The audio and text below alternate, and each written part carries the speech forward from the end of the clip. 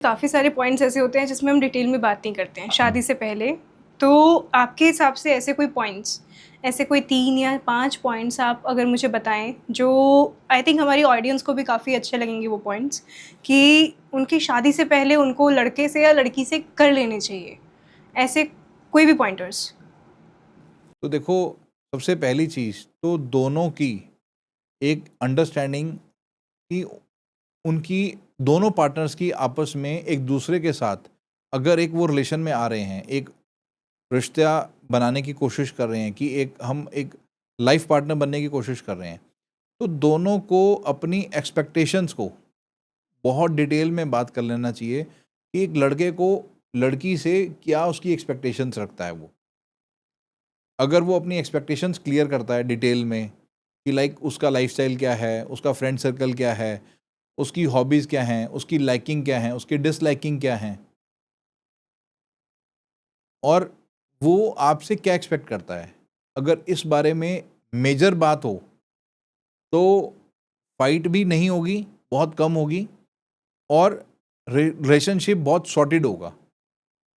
लड़का-लड़की दोनों बजाय और चीज़ों पे चर्चा करने में, जब हम शादी की बात कर रहे होते हैं, और चीज़ें कि हमारे पास ये है, हमारे पास ये एसेट्स हैं, मेरे पास ये एसेट्स हैं, मेरी सिस्टर के पास ये एसेट्स हैं, मेरी सिस्टर की शादी हुई है तो उनके पास ये एसेट्स हैं, या मेरे भाई की शादी हुई है तो उनके पास ये एसेट्स हैं, या अपनी इन जनरल टॉपिक्स की बजाय आपस में कनेक्ट होने के लिए अपनी एक्सपेक्टेशंस, अपनी लाइकिंग और अपनी डिसलाइकिंग, अपनी रिक्वायरमेंट्स, पार्टनर से वो क्या एक्सपेक्ट करते हैं, पार्टनर की फैमिली से वो क्या एक्सपेक्ट करते हैं।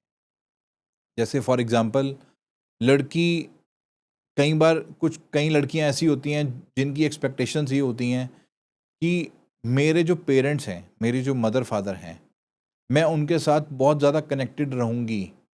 मैं उनको मतलब हफ्ते में हो सकता है मैं दिन 2 बार भी आऊँ। मेरे को आना मेरी मैं उसके बिना मैं रह नहीं सकती। और लड़के की वो डिसलाइकिंग है कि नहीं, अपने पेरेंट्स के घर नहीं जाए, या वो कहता है हाँ जाओ, जा सकते हो, 2 क्या 4 बार जाओ, मुझे कोई ऑब्जेक्शन नहीं है। तो ये एक पेज पे आनी चाहिए।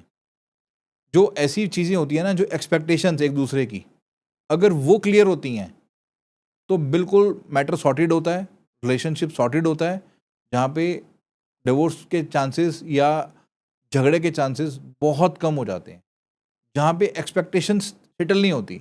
मैं देखता हूँ कि जो डिवोर्स के मेजर कारणस होते हैं ना, वो एक्सपेक्टेशन ही नहीं मीट हो रही होती।